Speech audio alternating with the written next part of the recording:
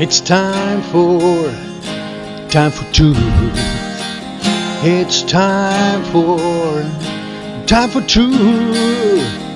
It's time for truth. It's time for truth. Días. Necesitamos más, porque no solamente hace falta que haya escritores fantasmas que preparen los estudios, no solamente hace falta gente que diseñe los estudios de una manera cocinada, necesitamos también darle divulgación, también necesitamos crear un poco de ansiedad en la población, que crean la necesidad. Les pongo un ejemplo, por ejemplo, cuando surge de repente el problema de los tratamientos sobre la hepatitis C, hubo como una especie de neurosis pública, ¿no?, en la que todo el mundo creyó que era necesario y urgente financiar los tratamientos para la hepatitis C.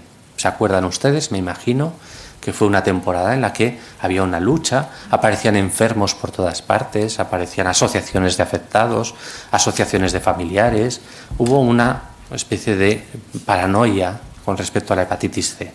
Y se consiguió que ese medicamento entrase dentro de la Seguridad Social sin importar el precio, sin importar ninguna otra consideración. ¿Cómo se consigue esto? Aquí tenemos en el número 4 lo que llamamos AstroTurfers. AstroTurf no es nada más que la marca de césped artificial más vendida en Estados Unidos. El AstroTurf es un césped. Ustedes ven por la televisión un campo de fútbol, un campo de béisbol, un campo de rugby, y no es nada más que césped artificial, no es hierba de verdad. Da la sensación de que es natural.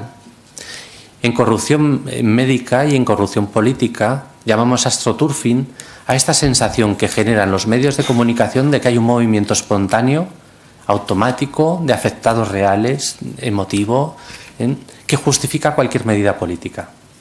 Pero son movimientos cocinados. Esto se lleva usando desde los años 60. Les voy a contar un ejemplo. Uno de los primeros casos de astroturfing es de un fabricante de vasos de plástico en un pequeño pueblo de Estados Unidos que veía que no podía vender esos vasos. Lo que decide es hacer unos pequeños panfletos para fomentar la venta de vasos de plástico. Había observado que en la estación de tren de ese pueblo se usaban todavía los vasos de metal y los vasos de cristal. Entonces hizo una especie de panfletos diciendo que era muy difícil limpiar bien esos vasos y que compartir vasos de cristal o vasos de metal era un riesgo para la salud pública. Hizo unos panfletos como haciendo ver que había una gran preocupación en la población sobre el riesgo que suponían esos vasos.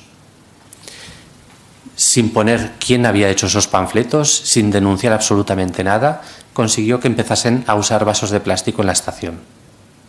Parecía un movimiento natural, un movimiento espontáneo, gente preocupada por su salud, por su higiene, pero era algo que estaba cocinado. Y eso hoy en día se hace en todas las áreas humanas. Cuando vean ustedes las noticias, probablemente la mitad de las noticias que vean en la televisión estén cocinadas. Hay una periodista muy interesante en Estados Unidos, es una periodista de investigación y se ha especializado un poco en las noticias falsas, en lo que ahora se llaman las fake news. Y entonces propone una serie de trucos para identificar aquellas noticias que están cocinadas y que lo que pretenden es generar esa sensación de naturalidad, de espontaneidad.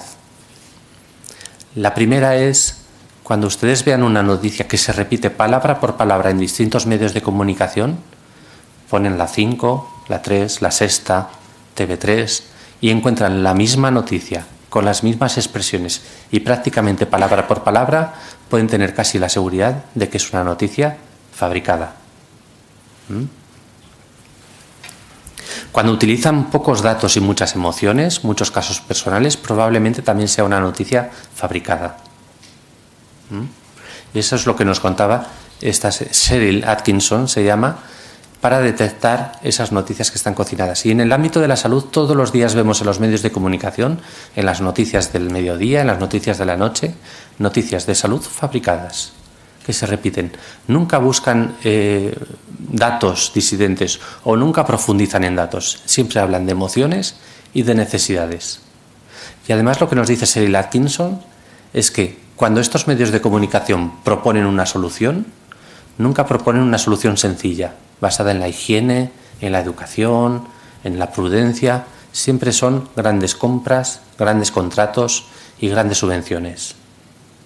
Esto es lo que llamamos astroturfing, y esto se da hoy en día. Es una gran fórmula de corrupción.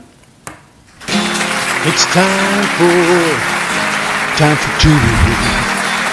It's time for two. It's time for two. It's time for two.